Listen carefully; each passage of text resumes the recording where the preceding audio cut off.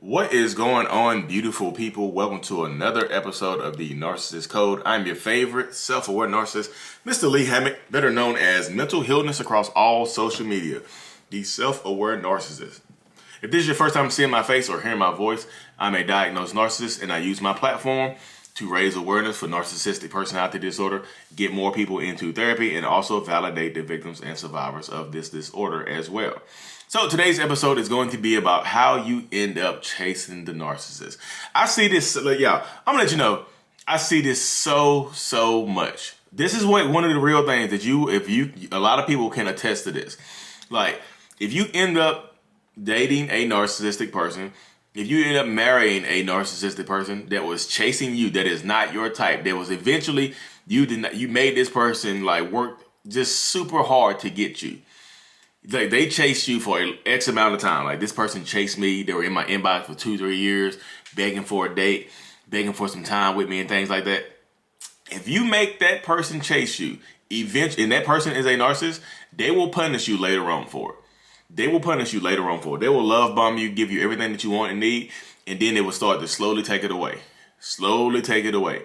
And then you feeling like I gave this person a chance and they're treating me differently. It's like, what is going on with this person now? How is this happening? And how am I working harder to get this person's love when they were after me for so long? And then they start chasing, then you end up chasing them. Like, the dynamic switches. It goes from them chasing after you, begging, pleading for a chance, to you begging, pleading for attention. Begging, pleading for, some cheeks to get clapped or some cheek clapping, whatever. You know what I mean? You end up begging and pleading for them. And they wield it. I tell people this all the time. They wield it like a sword and they smack you with that sword every single time.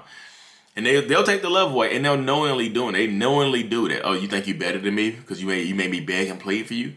You think you're better than me? You think you look better than me? You think you are better than me? Okay, cool. I got something for you. Here's some terrible treatment.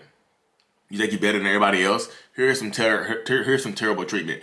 I.e., there's a very, very famous case of this going on right now with the rapper, the Baby, and his ex-girlfriend or whatever, side chick, what he called her, Danny Lee, whatever name. I like y'all. I know she's super famous and rich and whatnot, but I've never heard her before to this situation. Like, but I started doing research on it. Like, he already had a girlfriend or baby mama or whatever that he was talking to. And Danny Lee came into the picture and tried to replace her. Thought she was better than her. Made a song about it, being better than her. Like, he just preferred me, whatever. He's going to treat me better. Dynamic switches. And he's punishing her. Like, he punished her online in front of millions of people. Had her looking silly. Running around the house with a baby, getting charged with assault, getting the police called on her. Like, you see, now the dynamic has switched and she's out here in public chasing him. Like, she popped, like, even though he called the police on her and kicked her out the night before, she comes back the next day. She's chasing him. She's chasing him in the public eye. You see how the dynamic switches? And the Baby, and he probably, because a lot of people say that too, just like, well, she probably would never talk to him if he wasn't rich and famous. And he knows that. He knows that. That's how famous people get. Rich and famous people get too. If you get a rich and a famous narcissist that knows you wouldn't have dated them or talked to them before, before like they got rich and famous, if they were just a regular average Joe, they knew you wouldn't have talked to them, and they finally get you, they punish you for that too. You end up chasing them. You fall in love with somebody that you wouldn't love and care about if they wasn't rich and famous, and they turn around, the dynamic switches, and they turn around and punish you, treat you terribly. Because they know it. Deep down, that insecurity pops out. Like, dang, I know I'm rich and famous, but deep down, I'm still that hood dude, or that hood dude, or that average Joe. You know what I mean? I'm deep down, I'm still that hood dude or the average Joe. I don't see myself the way the world sees me, and they take their insecurities out on you. They flood you with it, and even average narcissistic people take it out on you. If you end up like the belle of the ball in high school, this is going to be a male-female version right here. I know the dynamic can be different, what a female is or the woman is always in the man's inbox and stuff like that, because it does happen. The male-female dynamic is just easy to talk about because I'm a man. Cisgender man, he, him. If you other cisgender, homosexual, bisexual, transgender, do you? Do you? Do you? This is the LGBTQ.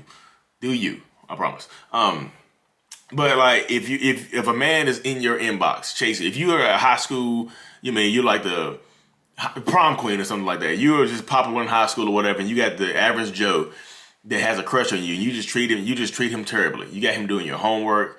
You got him doing like just the basic stuff. And I know this story is going to be super basic, y'all. It's going to be super basic and pejorative. It's going to be super simple. But the average Joe in high school, the nerdy dude in high school or whatever, he likes you. Everybody know he likes you, but you just treat him like he does your homework for you. He writes your papers for you. He helps you study for the test. But you go date the jock, the popular athletic person who, in like years later, you get treated terribly by that jock. And guess what? Guess who's still in your inbox? Guess who you think about? You reach out to your old high school dude who did your homework for you. And guess what? Y'all end up dating. And guess what? He treats you terribly now. And you starting to wonder, is it me? What's wrong with me? Because everybody's treating me terribly no matter how I look, no matter how I act. Everybody's treating me terribly. So is it me? Am I the drama? I don't think I'm the drama. I mean, maybe I am. No, it's not me. But that's how it goes. That's literally how it goes right there. Because you can literally fall into that situation right there. But I can tell you, people harbor anger for a long time. So that high school nerd that you treated terribly, but you wasn't interested in, he comes back and y'all date later on in life, he treats you terribly. He plays your face. He cheats on you. And I know it could be a she. I know that too, y'all. But I'm just saying, it's just the easier story to tell. But definitely, you see how that goes right there? Because I've been in that position before. I was a high school nerd. I was a nerdy boy who the super nerd. And I didn't have glasses on, but I was super shy and super bashful. Didn't talk to nobody. I was an introverted narcissist. The covert narcissist, the ones y'all don't like. The ones that people doubt exist, like covert narcissist society. People don't even think we exist. It's like the Fight Club. But seriously, I've been in that situation before because people treat like, okay, y'all see little skinny nerdy Lee. My first name Damon, y'all. Y'all see little skinny nerdy Damon in high school or whatever. Nobody talked to him, nobody dated him, but like he had a glow up. He's 36 years old. He's got 1 million followers online now. He's cool. You know, he's just doing his thing. He's a YouTuber, social media, successful real estate agent. I want him. No, and now I don't want you. So I treat people terribly. I've been harboring anger since high school, since middle school towards people. I'm still harboring anger towards the first girl that called me ugly in 3rd grade. Her name was Michelle Ellaby. So Michelle Ellaby from Regional, North Carolina, if you happen to see this video, I remember you called me ugly in 3rd grade, and you said you ugly because of your face. I still remember that. I'm still harboring anger. So if I'm never going to date this person. Probably never see her again. She probably never heard this video. But literally, if I were to date that person, I would treat her terribly eventually because she called me ugly in 3rd grade. I remember stuff like that. You remember? So even if you remind a narcissist of somebody that treated them terribly, they will treat you terribly as by proxy. You get abused by just by how you look and things like that. I know it's not funny, but the stuff that comes off the top of my head is just crazy sometimes, y'all. But yeah, you end up, like I said, the dynamic does switch, and you end up chasing the narcissistic person. You end up begging, pleading, and crying, and going through a lot of reactive abuse and trauma, trying to chase the narcissist. Because how dare sometimes the person on the other end of this is a super egotistical person, and you get into your head like, how dare they treat me like this?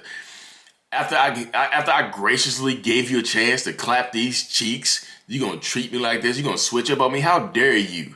You gonna give me a second chance or a third chance? You gonna give me some love and affection because you chased me for years? A lot of people, and that's what I goes to tell people sometimes. You get treated terribly because you think you're better than everybody else. And you might not be a narcissist, but sometimes a narcissist will treat you terribly because you think you're better than everybody else. And that kind of lends to the dynamic that not every person who ends up with a narcissist is a good person. Some of y'all who end up with narcissists are not good people. You are not empaths. You are not a good person. Some people who I'm not saying it to everybody, but just because you end up with a narcissist does not automatically give you the title of good person. It just doesn't work that way. Some of y'all end up with narcissistic people who are just super covert narcissists, super isolate you and stuff like that. You end up cheating on them you end up cheating on them for years, and they find out and they forgive you and take you back and punish you for the rest of your life. Are you a good person for cheating on them? No. But I was isolated. I was forced to cheat. Nope. You could have just left them. Ain't that what the narcissist say? You could have just leave. You're held hostage shit. You can leave. So yeah, it lends to that too, because not every person that dates a narcissist or that ends up with a narcissist is a good person. You're just not. I'm not just trying to harp on anybody. I'm not trying to rag on anybody. Just because you date a narcissist, it does not just give you the title of good person. You just doesn't work that way. I promise you. You know what I mean? But that's how it goes. The dynamic switches. Sometimes you think you're too good to be treated this way. And that's why you stay, beg, and plead and cry. Sometimes you think you're too good. Like, I gave you a chance. You've been in my DMs for 5 years. I finally give your dusty ass a chance. You gonna treat me like this? Oh, hell no. You gonna give me a second chance. You gonna give me a third chance. You gonna give me a fifth chance. You gonna clap these cheeks. You gonna let me clap them cheeks. No, you gonna treat me like this for years. That's how it works though, y'all. The dynamic switches. And the highs and lows of the relationship with the narcissist are what keep you addicted. They are what keep you addicted. I really truly, like, the highs and lows of a narcissistic relationship are what keep you addicted. They just are. They really just are. The highs and lows are what keep you addicted. Like, because like people say, there's one of the main terms I hear when I'm doing my one-on-ones. It wasn't always that bad. Of course it wasn't always that bad, because if it was, it'd be easy to leave. There are good times mixed into there. The good times start at the beginning most times. Most times the love bombing process starts at the beginning, but not everybody gets love bombed. If you are the pursuer, you don't get love bombed. You are the love bomber. You are the person trying to pursue that person. You know what I mean? So you might be pursuing a narcissist hard and you don't get love bombed. You just get the average start of a relationship. You know what I mean? And I get people that's frustrated. I didn't get love bombed. I just got the narcissist. Yep. I just wanted him. And I didn't get love bombed. I didn't get the love bombing, cheek clapping. I just ended up with a narcissist. I was going after her. I chased her. And she ended up treating me terribly. See? Everybody doesn't get love bombed. Sometimes you are the love bomber. Sometimes you are. And I really truly mean that. Like, that's why I say, so everybody's relationship with a narcissist is going to be different. But most of these processes always are the same though with this right here. You end up being the chaser.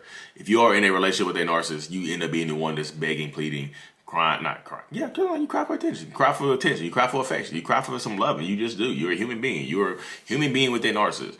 And like I said, the highs and lows are what keep you addicted. You focus on the highs. You go to the lowest of lows with a narcissist, but you stay focused on them highs. You're like, I'm going to get back to this high. I'll be down. It was high.